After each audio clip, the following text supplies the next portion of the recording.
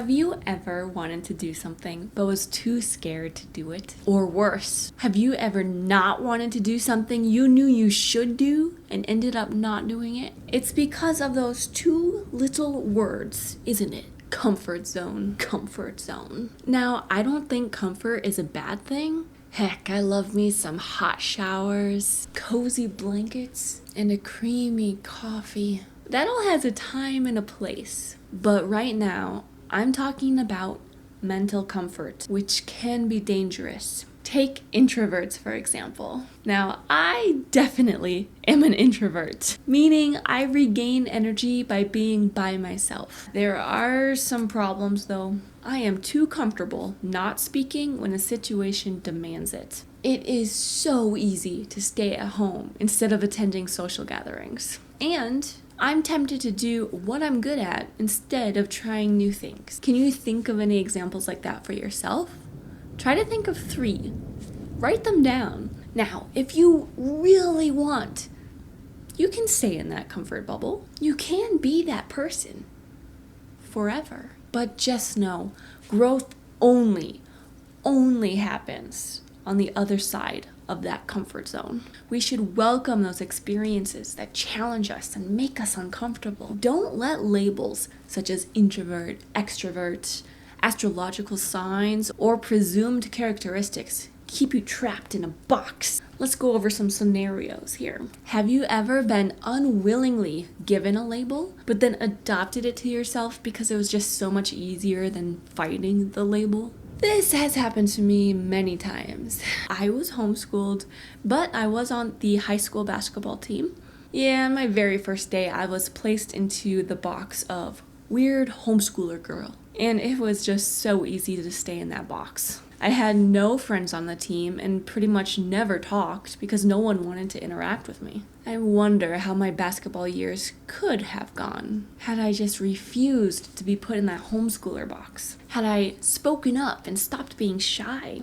Actually, shy is another label. Oh gosh, once people label you as shy, it is a lovely, lovely excuse to receive that label and live it out. Because then people don't think too much of you not talking. Because they've already labeled you as shy, they expect nothing else from you. They only expect shyness out of you. It's wonderful. What about labels that are good but aren't all you are? For a while, I was stuck with the label the photographer. I loved taking pictures and editing them, and I always had my camera anywhere I went. But this became a limiting label for me. I felt like I couldn't go anywhere without my camera. And if I did, I'd get scolded for not having it with, or even if I did have it with, I'd get scolded for not taking pictures every second. It was a nice label for a while because I always knew what my role was in the group. I was the photographer. I didn't have to be myself. All I had to be was what people were used to me being. But eventually, this box became so distasteful that even though it wasn't a bad thing, I stopped taking pictures altogether. And what about people who invent a box for you without even knowing you? Last year, I had this really annoying coworker. Unfortunately, she found out my birthday and she told me all about myself. Because apparently I'm Sagittarius. She kept taunting me about how she couldn't wait to see my angry side snap out. So personally, I don't care about those type of labels. And then she also labeled me into her strange definition of religious because she heard that I didn't work Sundays. She never even asked me what I believed. She just lumped me into this weird mixture of Mormon and Catholic in her head, apparently. And she even spread rumors that I was a virgin even though I was married. You know, some people are only comfortable if they can put you in this nice little box of their own invention and keep you there where you don't threaten or scare them. What about labels from your past that people from your past just won't let you forget? Alex Hermazzi talks about this. He's mentioned how when he goes back home to his family, they try to tell him who he is and pull him back into who he was back home. Even though he had grown out of those behaviors, family back home would speak that over him and put that box right over him again. People who knew me 15 years ago still label me as just so nice. When I go back home, I definitely feel like I have to be super nice and not speak my mind. Being nice is great, but lately it seems more important to speak out truth. When I'm around my older sisters, I instantly fall back into the docile little lamb role that I adopted as the youngest sister.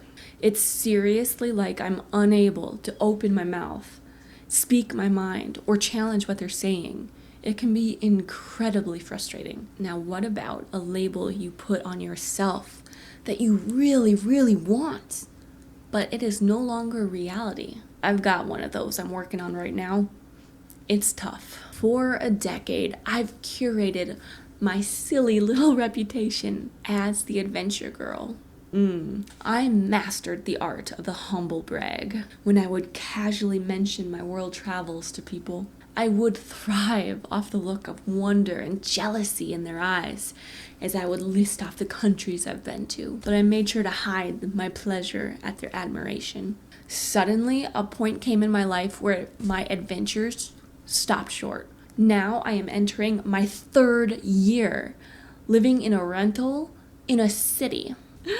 It's like I don't know who I am anymore because the only label I allowed myself was the adventure girl. Who am I when all I'm doing is staying in one place? It's like those movies where the star athlete has this crippling injury and has to figure out who they are when they're not the star athlete anymore. The feeling of confusion and being lost can be so overwhelming when the identity you've associated with yourself for so long is suddenly gone. It is a very good reminder that nothing in this life is certain. Nothing, except God, that is, in my experience. For me, I need my identity to be found in the only firm foundation, Christ.